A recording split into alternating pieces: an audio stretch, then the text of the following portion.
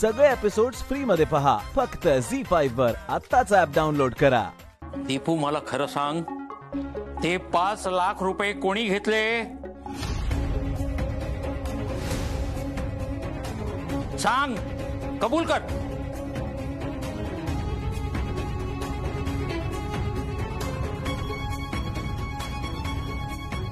तू मागच्या आठवड्यात नवीन मोबाईल घेतला होतास ना, महागातला.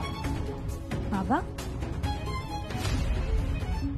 तुम्हाला काय म्हणायचंय की ते पैसे मी चोरले आणि त्या पैशातून मी मोबाईल घेतला? तुम्हाला काय म्हणायचंय की ते पैसे मी चोरले आणि त्या पैशातून मी मोबाईल घेतला? तुम्ही विसरलात का बाबा? मी तुम्हाला सांगितलं होतं ना की माझ्या ज्या मुलावर प्रेम आहे त्याने मला तो मोबाईल गिफ्ट केला होता. ओ, का तुम्हाला असं वाटतंय त्यावेळेला मी खोटं बोलले होते? हो, झाली होती माझ्याकडून एकदा चूक, पण त्या चुकीची कबुली देऊन माफी पण मागितली होती मी.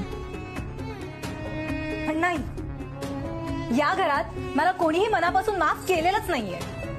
ते काय ना बाबा, इथे जर कधी काही चांगलं झालं तर ते दीदी किंवा दीपू करतात, आणि उद्या जर सूर्य पश्चिमेला उगवला किंवा उशिरा उगवला तर तो देखील सानिकाने झाकून ठेवला असेल.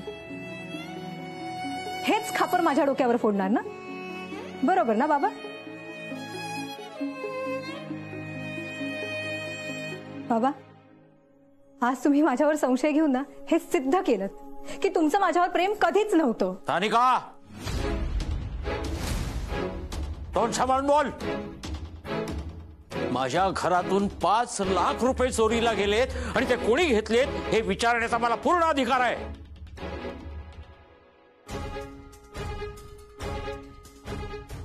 तुला मी बोलतो याचं कारण तू अशी वागतेस आणि वागलेस. गणपती, तू दीपूच्या बॅगेतून पैसे काढले होतेस ना? हो बाबा, पण ते फक्त 2000 रुपये होते आणि मी त्यासाठी माफी पण मागितली होती.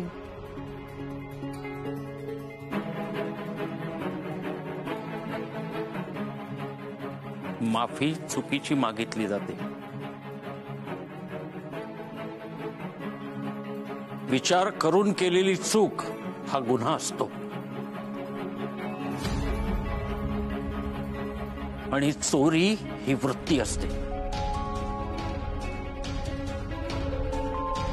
त्याचा रकमेशी काही संबंध नाही. 2 रुपये चोरणारी व्यक्ती 2 कोटी सुद्धा चोरू शकते. हे स्पष्ट विचारल्यावर एवढा आरडाओरडा करायचं काय कारण?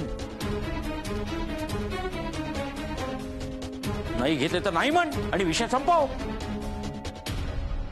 बाबा, पैशांची गरज परिस्थितीमधून निर्माण होते आणि आमच्या या परिस्थितीला तुम्ही जबाबदार आहात. सानिका,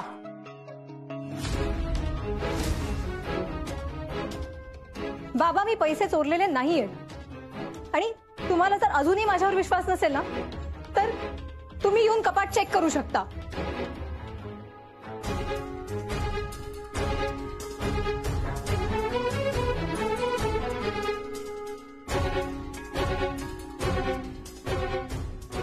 सगळे एपिसोड्स फ्री मध्ये पहा फक्त झी5 वर. आत्ताच ऍप डाउनलोड करा.